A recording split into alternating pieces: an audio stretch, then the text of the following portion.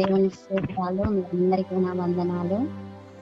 మా కుటుంబం కొరకు ప్రార్థిస్తున్న మోదేశ్ అన్నకు వందనాలు.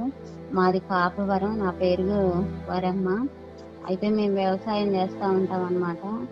అయితే ఒక 15 రోజుల క్రితం మేము మిరపనారు పోస్తున్నామని అన్నయ్యకి ఫోన్ చేసి చెప్పి ప్రేయర్ చేయించుకొని మిరపనారు పోసామన్నమాట. అయితే గింజలు తెచ్చింది చాలా రేట్ అయింది అనమాట. ₹1,00,000 పైన అయ్యాయి విత్తనాలు తెచ్చి.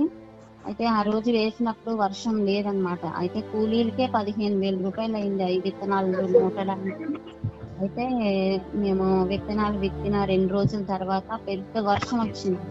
పెద్ద వర్షం వచ్చి విత్తనాలు మొత్తం కొట్టుకుపోయినాయి అనమాట. అయితే ఈ మొలుస్తాయా మొలవ్వా, ఇంత పెద్ద వర్షం వచ్చింది కదా అని మాకు భయం వేసింది.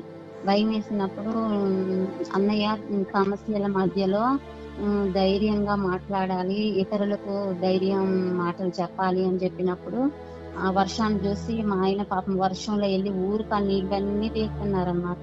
అయితే నేను ఊరికి అనేదాన్ని, ఏం కాదు విత్తనాలు ఎక్కడికి పోవు అని. నాకు కూడా భయంగానే ఉంది, కానీ ధైర్యం చెప్పేదాన్ని అనమాట.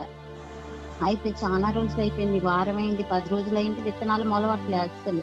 అయ్యో ప్రభా, నిజంగానే విత్తనాలన్నీ పోయినట్టున్నాయి, మొలవట్లేదని నా మనసు అంతా చాలా దుఃఖంగా అనీజీగా, అసలు ఎంతో ప్రయాసంతో ప్రభా ఇంత కష్టపడి విత్తనాలు విత్తాం కదా, మొక్కలు రాలేదని నేను చాలా నా మనసులో నేనే బాధపడుతున్నా. అన్నయ్యకి కూడా చెప్పలేదు అసలు నేను.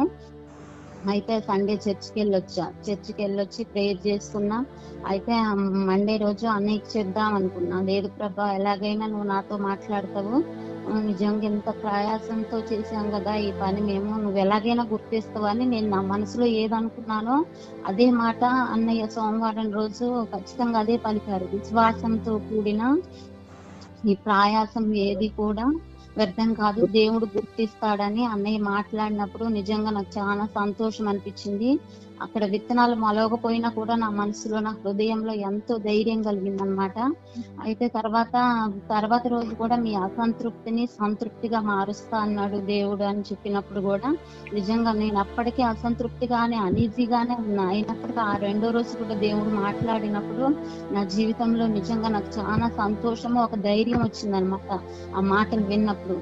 నిజంగా ప్రభువా, నువ్వు నాతోనే ఈ 2 రోజులు మాట్లాడావు కదా, విత్తనాలేమో పాడైపోయినాయి, ₹1,00,000 పెట్టి తెచ్చాం కదా, మళ్ళీ నారు లేదు, ఎలా ప్రభా?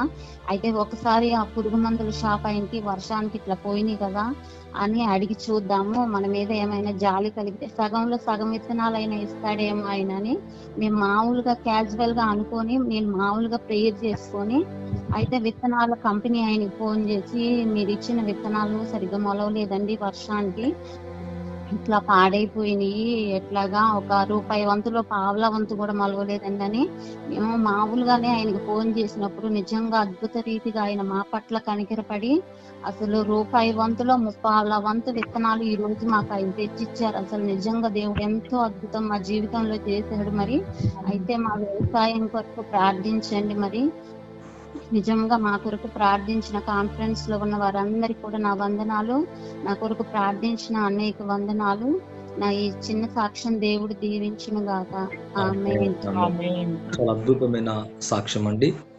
నిజంగా ఎంత ప్రతిరోజు కూడా మధ్యాహ్నం వచ్చేది ప్రవచనాత్మకమైన సందేశం.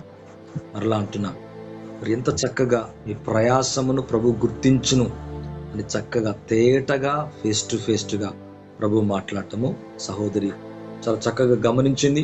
అనైతే ఏం చెప్పలేదు, నాకు ఒక్క మాట కూడా చెప్పదు. మరి తన మనసులో తన హృదయంలో పెట్టుకుని కన్నీటితో ఉన్నప్పుడు దేవుడు తన వ్యక్తిగతంగా తన సమస్యను బట్టి చక్కగా మాట్లాడటం చాలా సంతోషం. నిజంగా విశ్వాసముతో ధైర్యంగా మాట్లాడాల, అది కూడా మరి ఆమెతో నేరుగా మాట్లాడిన అనుభూతిని పొందింది. మరి ప్రతి సమస్యలో ప్రతి కష్టంలో దేవుడు మనతో మాట్లాడుతున్నాడు. నేను అన్నాను కదా, నేను మాట్లాడటం అంటే ఏంటి అని ఒక రోజు ఒక ఎక్స్ప్లెనేషన్ ఇచ్చాను.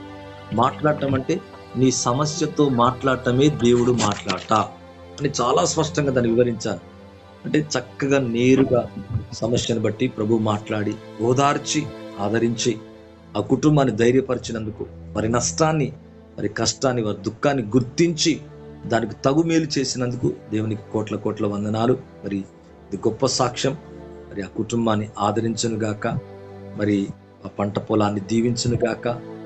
ఏ నష్టం కూడా కలగకుండా, మరి ఎటువంటి కీడు కలగకుండా ఆ కుటుంబం కొరకు మనమందరూ కూడా ప్రార్థించాలా.